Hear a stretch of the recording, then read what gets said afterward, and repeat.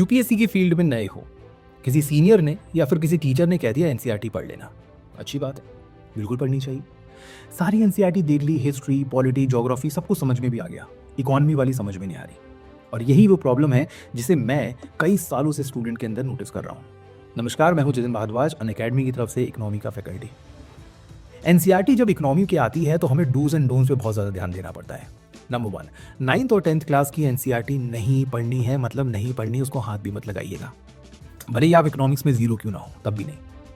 दो ही क्लास की एनसीईआरटी आपको पढ़नी है, पहली है 11th क्लास की और दूसरी है 12th क्लास की। तीनों के नाम बता देता हूँ। एक बुक है जिसे हम कहते हैं स्टैटिस्टिक्स की, राइट, उसको हाथ नहीं लगाना है, 11th क्लास से बिल्कुल हाथ नहीं लगाना है, डाउनलोड भी नहीं करना है। तो क्या करना है, पहली जो बुक है जो आपको पढ़नी है, सबसे ज़्यादा जिस पे फोकस करना है, वो है Indian economic development 11th class की एनसीईआरटी। इसके बाद आती है माइक्रो और मैक्रो, जो 12th क्लास की बुक है। ऑर्डर बता देता हूँ, ज़्यादा ध्यान मैक्रो के ऊपर लगाइएगा, माइक्रो के ऊपर सबसे कम ध्यान लगाइएगा।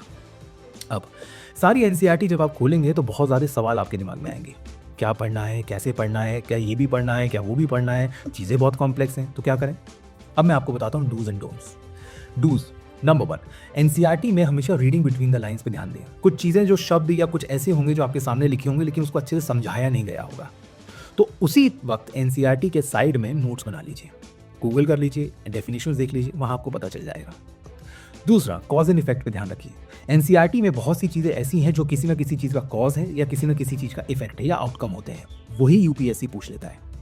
तीसरी चीज़ जो आपको सबसे ज़्यादा ध्यान रखनी है वो ये, एनसीईआरटी जो है वो सिर्फ और सिर्फ प्रीलिम्स के लिए आपकी इंपॉर्टेंट होती है, मेंस में उसका परसेंटेज 1% होती है, यानी कि मेंस के लिए वो 1% भी इंपॉर्टेंट आपके लिए नहीं होगी। प्रीलिम्स क्लियर करने में बहुत इंपॉर्टेंट है और पिछले कई सालों में यूपीएससी ने काफ़ी क्वेश्चंस भी वहाँ से पूछे। अब सबसे बड़ा सवाल कि सर क्या नहीं करना है एनसीईआरटी में।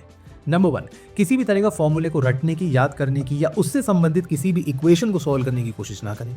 पॉइंट नंबर 2, कोई भी अगर डायग्राम एनसीईआरटी में दिया गया है, खासकर माइक्रो या मैक्रो में, तो उसको रटने की, बनाने की या उसको बार बार पढ़ने की कोशिश ना करें। पॉइंट नंबर 3, एनसीईआरटी में दिए गए किसी भी क्वेश्चंस को पढ़ने की जरूरत नहीं है, वहाँ दी गई कोई भी एक्सरसाइज आपको करने की जरूरत नहीं है। और नंबर 4, एनसीईआरटी से नोट्स बनाने की कोशिश मत कीजिए, it's the waste of time, underline कर लीजिए, एग्जाम से पहले 1-2 बार रिवाइज कर लीजिएगा।